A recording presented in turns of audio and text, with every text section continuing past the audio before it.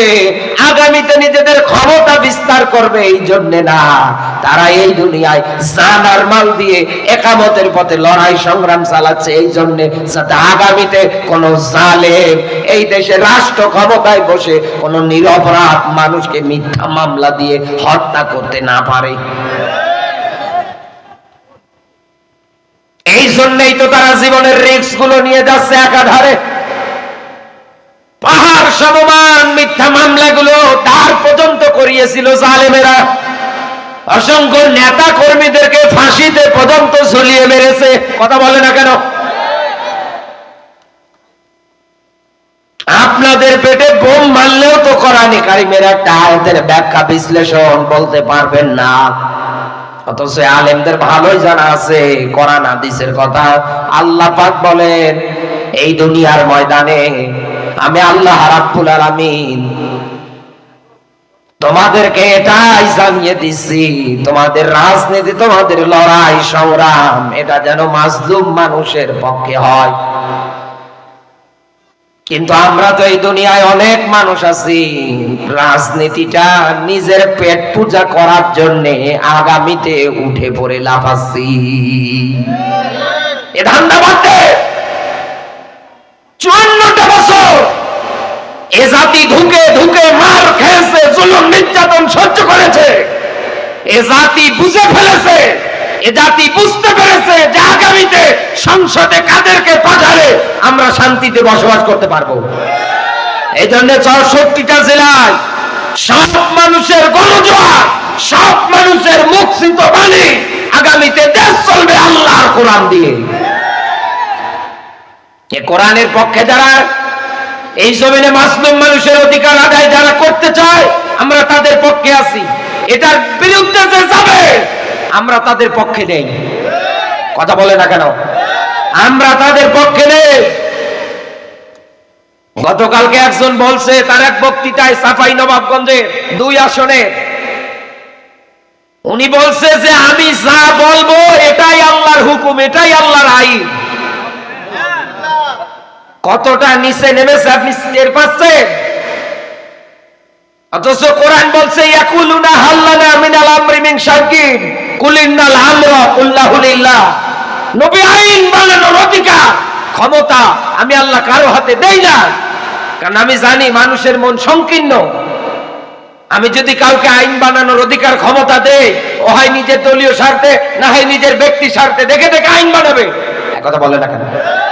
অথচ এই জালেম বলছে যে আমি যা বলবো, আমি যা বলবো, আমি যা করব, এটাই আল্লাহর হুকুম, এটাই আল্লাহর আইন।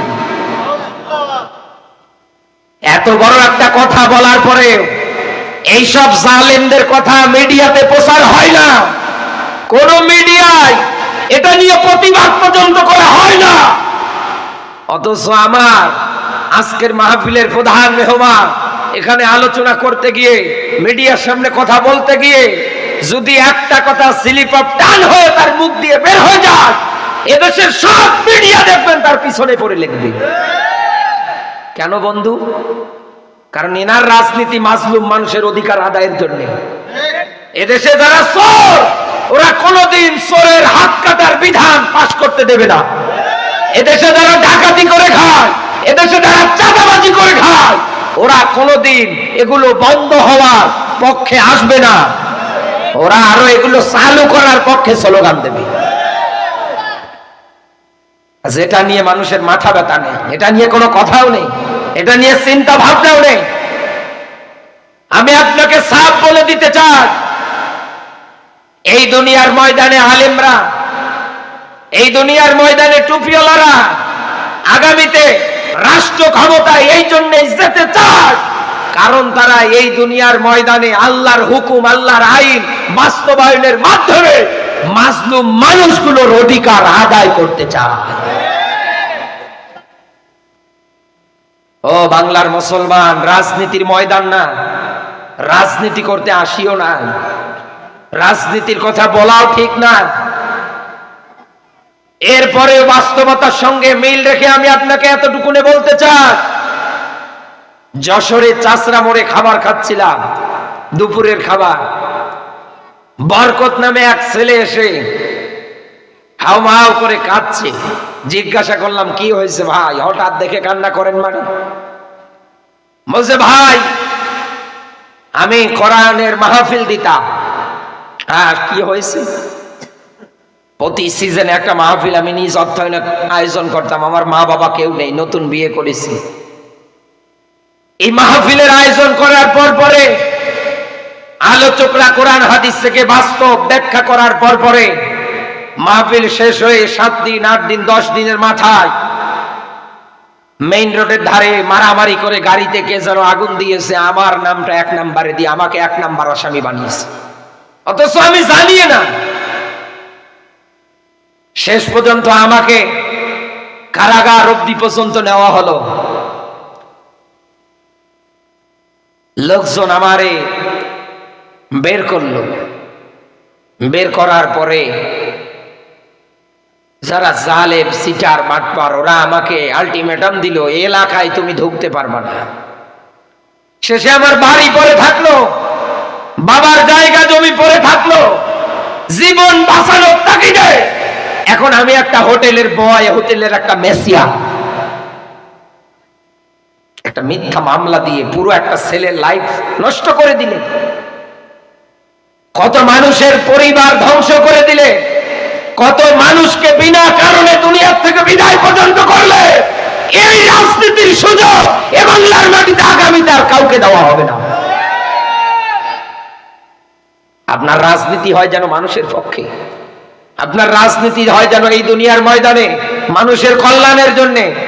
নতুবা জুলুমের ভার যদি আপনি এই দুনিয়ায় বাড়াতে থাকে, বানি ইসরাইলের রেয়াত শুধু শিক্ষার জন্য বলছি, বাচ্চা সাজ্জাদ এই দুনিয়ার ময়দানে জান্নাত পর্যন্ত বানানোর জন্য যা করা দরকার ও তাই করছে।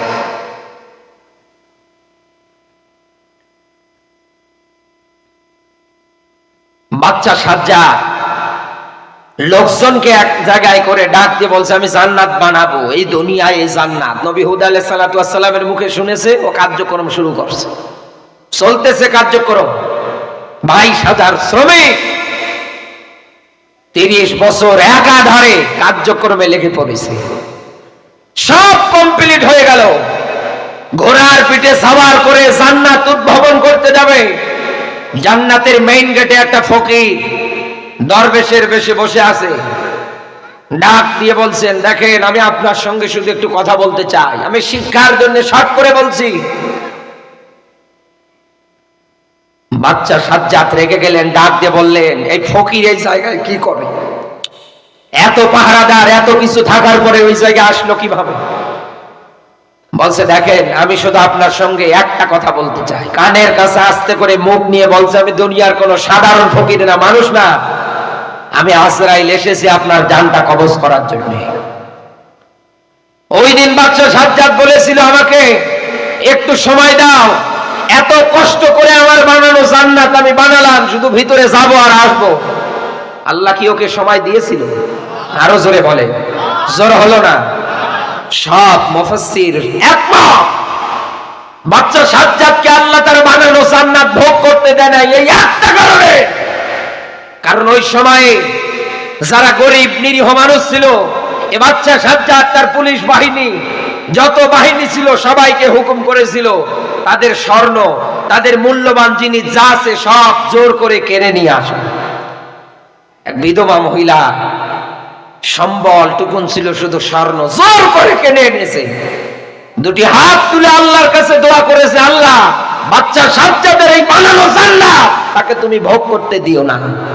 দোয়া করতে দেরি, কবুল করতে দেরি করেনি কে? তিন প্রকার মানুষ যখন দোয়া করে, দোয়া কবুল করে কে? আর 1 নম্বরে মাজলুম, 2 নম্বরে মুসাফির, 3 নম্বরে মার বাবা। এই দোয়ার মধ্যে কোনো পর্দা কোনো হিসাব থাকে না। শেষেও বলছে যে না আমি জান্নাত দেখব। শেষে আজরাইল ওকে ঘোড়ার পিঠ থেকে ধাক্কা মেরে দুনিয়া থেকে বিদায় করে দিয়েছে। এই জন্য আমি আপনাকে বলছি বন্ধু, মানুষের উপরে জুলুম করে যে রাজনীতি করে, এর মাধ্যমে অর্জিত লক্ষ লক্ষ কোটি কোটি টাকা হয়তো বাংলাদেশের ব্যাংকে জায়গা হয় না, আমেরিকায় পাচার করে, অন্য অন্য রাষ্ট্রে থাকার চিন্তা ভাবনা করে। আমি আপনাকে সাফ জানিয়ে দিতে চাই, এই দুনিয়ায় মানুষের উপরে জুলুম করে অর্জিত যত সম্পদে আপনি অর্জন করেন না কেন, একটাও এই দুনিয়ায় আল্লাহ আপনাকে ভোগ করতে দেবে না। আপনি হিসাব করে মিলিয়ে দেখবেন, এমন রোগ আল্লাহ ধরাবে, রাতের বেলা ছটফট করে মরে যাবেন, তাও ঘুম আনতে পারবেন না এই দুই চোখে। এ ক্ষমতা কার? আরো জোরে বলে, জোর হলো না। আমার বন্ধুরা খেয়াল করবেন, আমি আপনাকে যেটা বোঝাতে চাচ্ছি, এই দুনিয়ার ময়দানে আল্লাহ রাব্বুল আলামিন লড়াই সংগ্রামটা ফরজ করে দিয়েছেন নামাজ রোজার মতো। এটা কেন করবেন আমরা জবাব পেয়েছি সূরা নিসার আয়াত থেকে। মাজলুম মানুষের অধিকার আদায়ের জন্য সব সময় তাদের পাশে আপনাকে থাকা লাগবে, পাশে আপনাকে দাঁড়ানো লাগবে। ও বন্ধু, এই দুনিয়ার ময়দানে মনের ভিতরে এবার প্রশ্ন আসতে পারে যে আল্লাহর পথে লড়াই সংগ্রাম আমরা কেমন করে করব? এই দুনিয়ায় তো একা একা আল্লাহর পথে লড়াই